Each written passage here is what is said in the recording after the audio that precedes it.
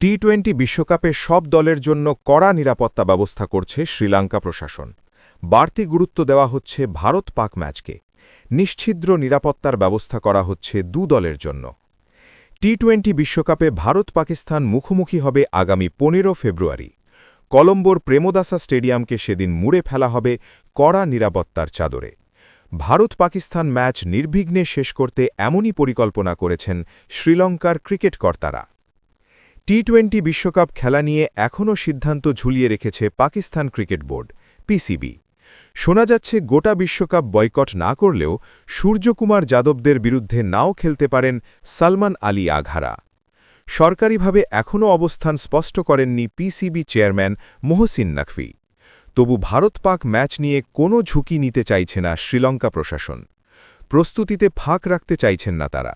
ভারত এবং পাকিস্তান ক্রিকেট দলের জন্য নিশ্ছিদ্র নিরাপত্তা ব্যবস্থা করা হচ্ছে। শ্রীলঙ্কার ক্রীড়ামন্ত্রী সুনীল কুমারা গামাগে বলেছেন, ভারত-পাক ম্যাচে নিশ্ছিদ্র নিরাপত্তা ব্যবস্থা থাকবে। এই ম্যাচটিকে আমরা আলাদা গুরুত্ব দিচ্ছি। কলম্বোর বিমানবন্দরে নামা থেকে শ্রীলঙ্কা ছাড়া পর্যন্ত দলের জন্যই কড়া নিরাপত্তা থাকবে। সশস্ত্র নিরাপত্তা কর্মী মোতায়েন করা হবে।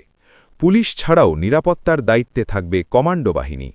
অনেকটা বিদেশি রাষ্ট্রপ্রধানদের মতোই নিরাপত্তা দেওয়া হবে সূর্যকুমার সালমানদের। বাকি দলগুলির জন্য যথেষ্ট নিরাপত্তা থাকবে বলে জানিয়েছেন গামাগে। শ্রীলঙ্কা ক্রিকেট বোর্ডের সচিব বান্দুলা দিসানায়েকও প্রায় একই কথা বলেছেন। ভারত-পাক ম্যাচের নিরাপত্তা নিয়ে তার বক্তব্য, আমরা কোনো রকম আঞ্চলিক বিরোধে জড়াতে চাই না। ভারত, পাকিস্তান এবং বাংলাদেশের মধ্যে সমস্যার কথা আমরা জানি। আমরা কারও পক্ষ নিতে চাই না। তিনটি দেশই আমাদের বন্ধু।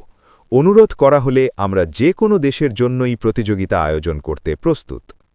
গ্রুপের ম্যাচ ছাড়াও টি-20 বিশ্বকাপে ভারত-পাকিস্তানের মুখোমুখি হওয়ার সম্ভাবনা রয়েছে নকআউট পর্বে। পাকিস্তান বিশ্বকাপের সব ম্যাচই খেলবে শ্রীলঙ্কায়। উল্লেখ্য, আগামী 7 ফেব্রুয়ারি থেকে শুরু হবে টি-20 বিশ্বকাপ।